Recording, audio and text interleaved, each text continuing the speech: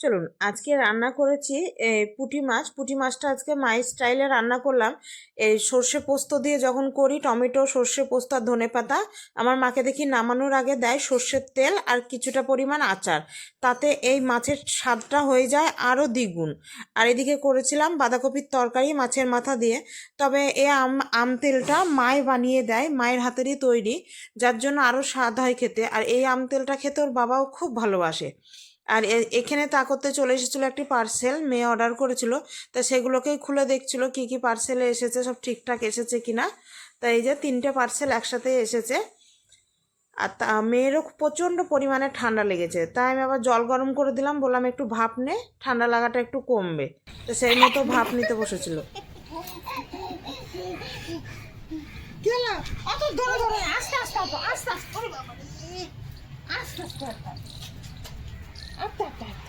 এই দেখুন ছাদ থেকে চলে এসেছি, এবার খেতে দেওয়ার সময় হয়ে গিয়েছে, খেতে দিয়ে দিই, তারপরে তখন বাকি কাজ সারবো।